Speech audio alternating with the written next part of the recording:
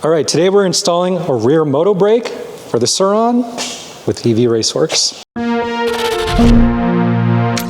If you guys saw the Chicago Mega Ride recap video, there was a scene where Serge Sully was wheeling my bike. After a series of tricks, he started to complain about my brakes. So I have the Magura MT7Es. It was kind of fine for, how I like to ride, but I did start to notice that, it was kind of like wearing down, especially after he was doing stunts on it. It's been a while since I actually opened this brake up or checked the pads, so it probably needs some maintenance. But instead of replacing the pads, we're gonna do a total makeover with a moto brake.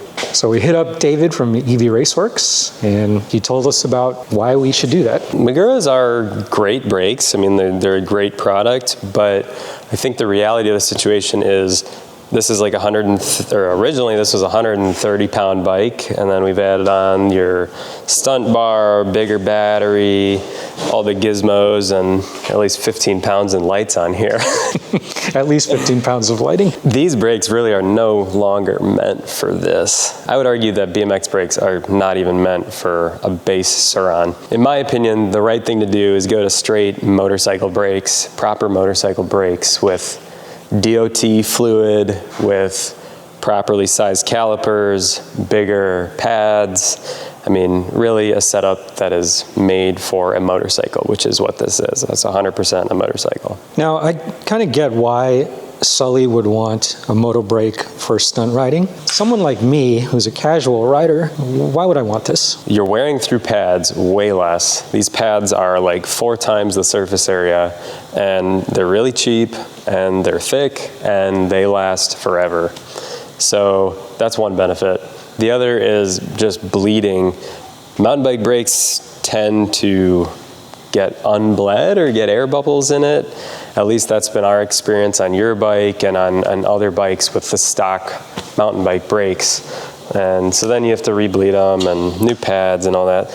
I don't know, in my opinion, they're just more finicky. We've discussed trying to do this video for a really long time, and we finally found the time to do this. So how much work are we about to do here? The installation on your bike is not gonna be too bad. If you've never done it, it's probably a couple-hour job, but I've done way too many of these now, and I think we'll be in and out in probably an hour. You do have a few extra goodies and the torp controller, lights and wiring to contend with. Ideally, we'd maybe get into the wire loom and rearrange some of the handlebar stuff. So we'll see, it's hard to say. So the rough procedure is we're just gonna take off the current setup, remove the rear wheel, replace the bracket that the caliper sits on, and then put the rear wheel back on, run the new line all the way up. It's gonna be nice and tucked under the battery tray, behind the motor controller, and out of sight. So it's gonna be a clean install, cleaner than what Rick's got going on here. No offense, Rick. But I will say that I do have a version of this brake that is sold pre-bled, so it'll be just like these, where it comes with the caliper and the line and the master cylinder all already pre-bled, ready to go. And the easiest way to install that is exterior like this, although I don't recommend it. Included in all the kits is a new rotor. It's thicker than the stock, so this is a 1.8 millimeter thick rotor, and mine are 3 millimeters thick. And then they're also custom made for me to take advantage of the bigger pads on the new caliper, so the wear area is actually significantly larger. So you're getting a lot more mass in the rotor, which helps dissipate heat, and less warpage, less wear. All right, I guess we're gonna cut to a montage right about now.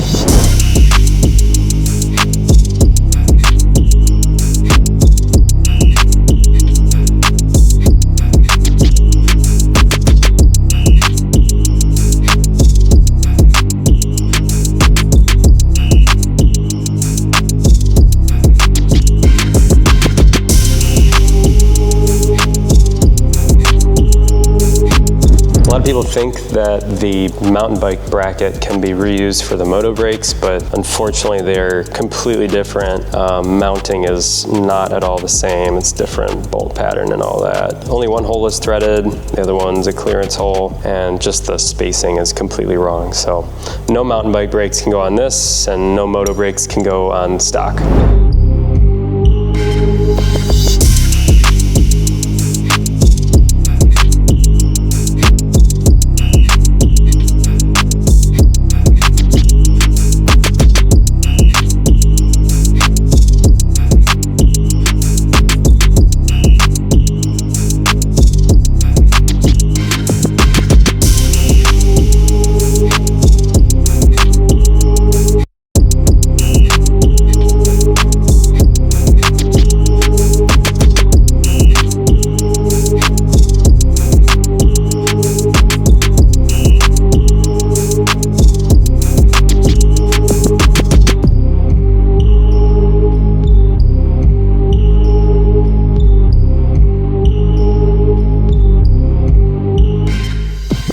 We got the caliper mounted in the rear. The line is ran all through the frame where it's going to live, nicely under the battery tray, behind the motor controller. We could throw a zip tie in back here if we wanted to kind of keep that, but we could push it in over there. We had to take the triple clamp off to get the old brake out. So now we've got the master cylinder mounted on the bars, and one little tip here is I'm going to put, as usual, the banjo bolt with one washer, put it through, and then another washer sandwiching. And then I like to mount it so it's, we'll screw it in, so it's vertical like this to start. Just, it helps get the bubbles out of the system. Having it vertical, it makes it a nice, easy path for the bubbles to flow. And then once it's all bled, then you can rotate it to wherever you want. But to start out, we'll just put it there and snug it down with a 12mm. All right, so the system is all sealed up and both banjo bolts are tight. The rear caliper is just kind of like hanging out there. I haven't tightened it down or anything. We're gonna be pulling it off in a minute. So now I'm ready to start the bleeding process. So I'm gonna fill up the reservoir to the top with either DOT 3, 4, or 5.1 brake fluid. So we'll start there. Included in the kit is a little short piece of hose. It's nice to put it on the bleed nipple in the back and then get like a disposable water bottle and drill a hole that's roughly this size so you can kind of create this sort of thing.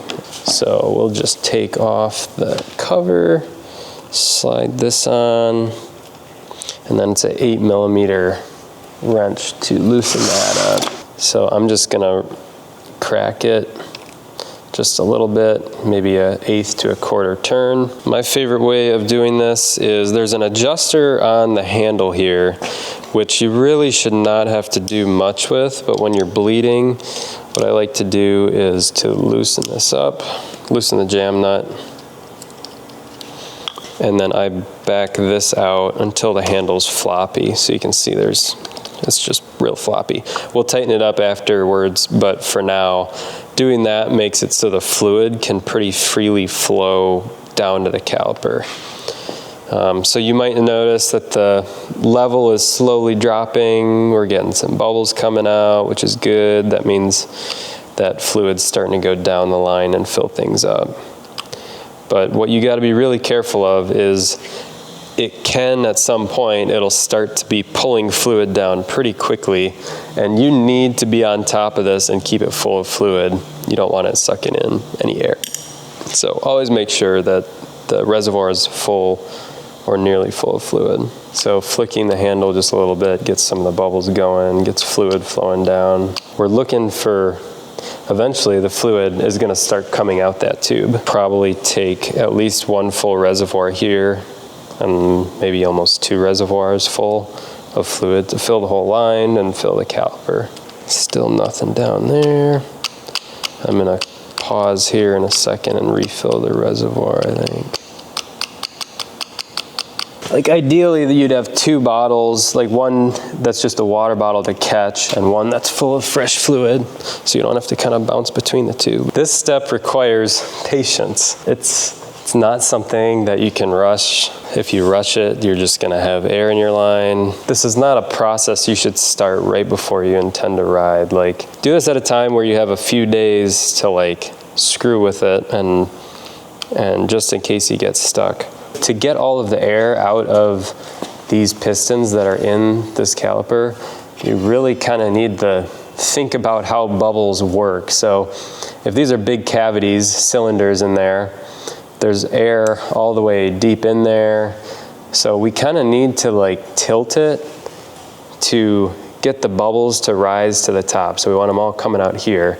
It sounds silly, but you actually need to like flip it upside down, and this is my standard procedure. You just kind of like tap on it to get the bubbles to flow up into these cavities and eventually work their way up into this kind of corner up here.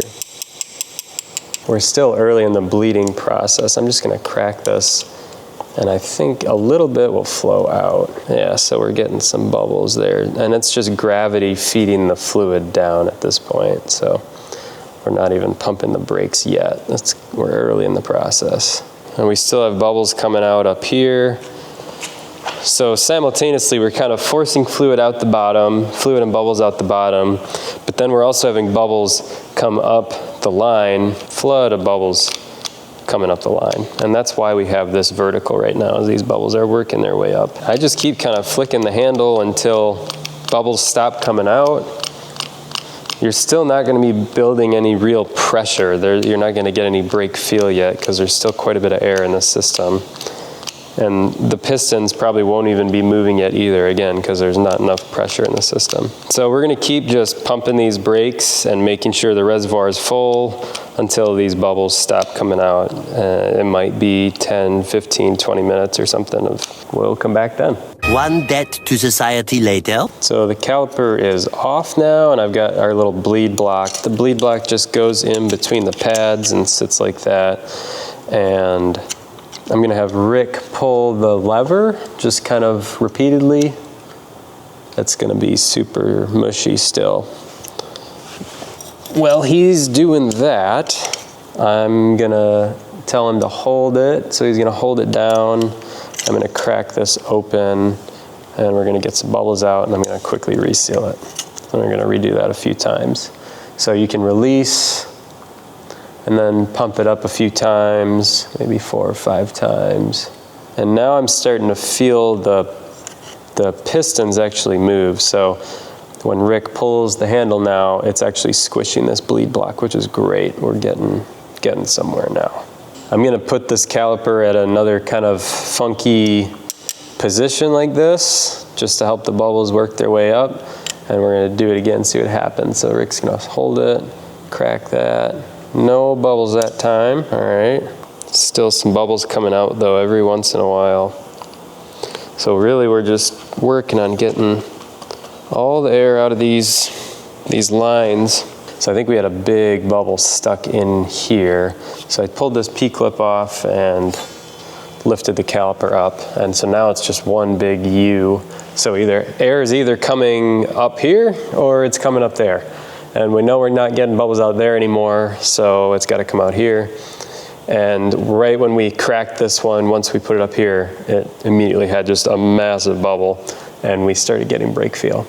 So all it takes is one bubble to really cause some troubles. I'm going to put this back on the rotor. We're going to keep going a little bit longer.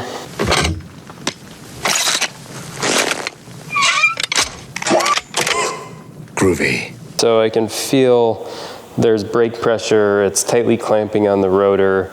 It's very close. We're not seeing any bubbles here anymore. I'm not really getting many bubbles down there anymore.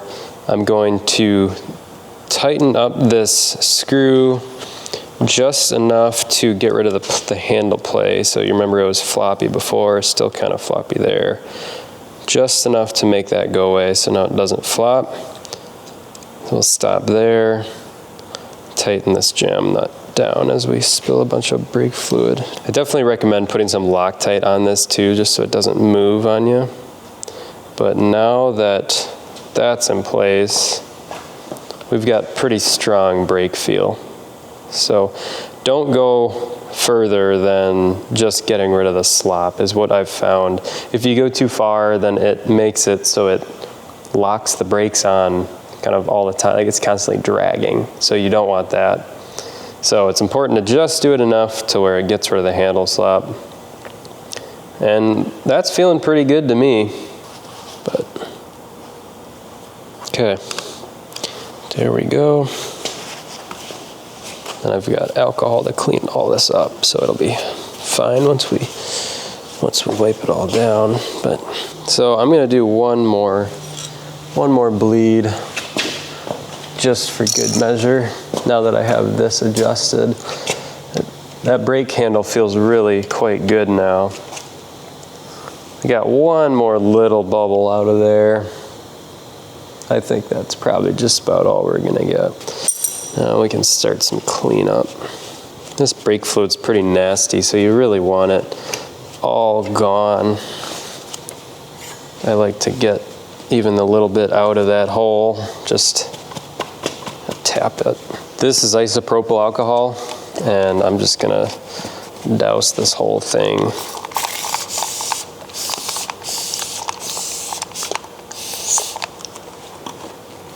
Just wipe it all down. So we're ready to secure down the caliper, so I put on one lock washer, one flat washer.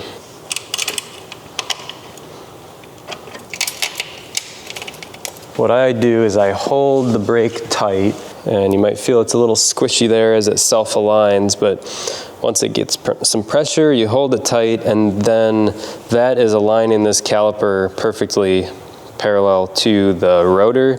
And then while I'm holding the brake tight, I tighten down one side, and then I go to the other side, do a little over there, come back. So what this does is just ensures that you're perfectly parallel and square to the rotor. And now it's pretty much tight, so give it a little snug. I'm gonna finish cleaning up everything with IPA, and then we're gonna take it out for a little ride. So back when we were inside, I forgot that I said we can rotate this little fitting after we finish bleeding. So just be careful when you rotate it. It doesn't introduce any air or anything, but just rotate it to whatever angle you like and tighten it down more if you need to. But with that, I think we are ready to go. We got all the plastics back on, the front fender, the lines are ran in safe spots, zip tied as needed. Rear caliper is all tightened down, fully bled system. We only had one issue with fitment up here of Rick's blinker headlight assembly.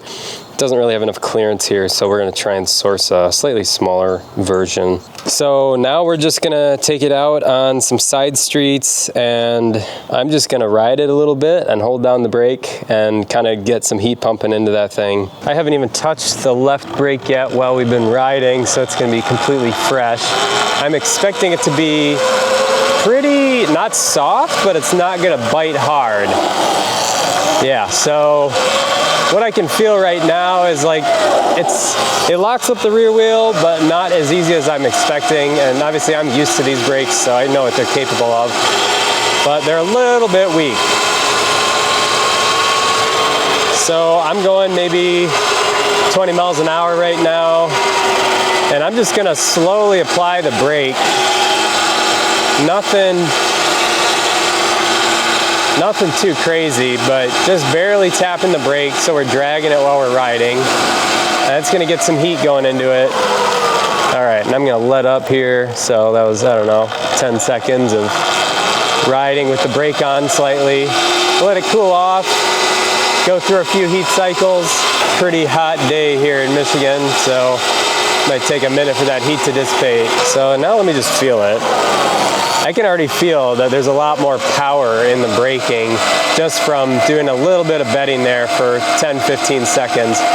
Okay, so I'm gonna keep riding with just my finger barely on the brake. And if you do it too much, then you'll feel that things kind of start to go soft and the brakes aren't as strong as they were a second ago. So that pretty much just means that that thing is getting red hot. You need to let off for a second. So right now I'm just kind of coasting, not touching the brake. I'll get on it a little bit more here.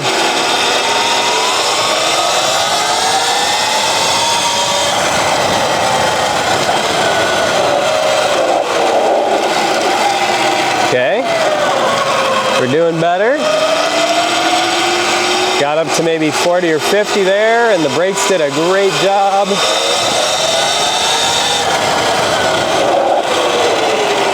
I'm easily able to lock up the rear wheel with one finger on this heavy Surron with pretty decently chunky tires. So we're just about there. It really doesn't take a whole lot more than that. You might notice that it gets a little bit better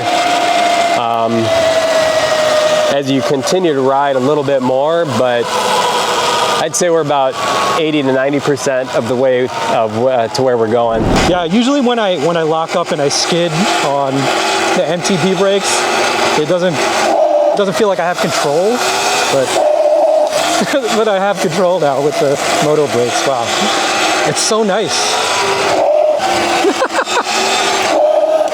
You know, like I can anticipate like how much space I need before I come to a full stop. I think before I would have to guess, usually with the other brakes, with MTB brakes. So nice.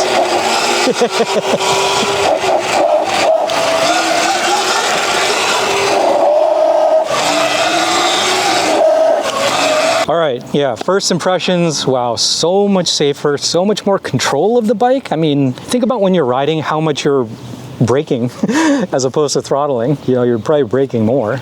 And I guess you don't really realize it until you have Moto brakes. As someone who's more of a casual rider, I'm not a stunt rider, if you're the same way and you're wondering whether installing Moto brakes might be overkill, to be honest, now that I've tried it, it's not really overkill. It feels like the proper setup, especially when you start modding your bike with a bigger battery, an aftermarket controller, gives it more weight, gives it more power.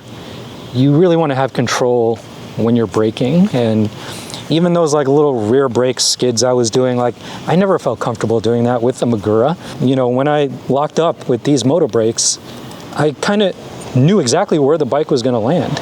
You know, I knew exactly where it was going to stop, how long it was going to stop, and that's just like a testament to the quality of the parts that David has chosen. You can reach out through my website or through Instagram if you got questions, but I assume link will be in the description, and thanks for checking them out.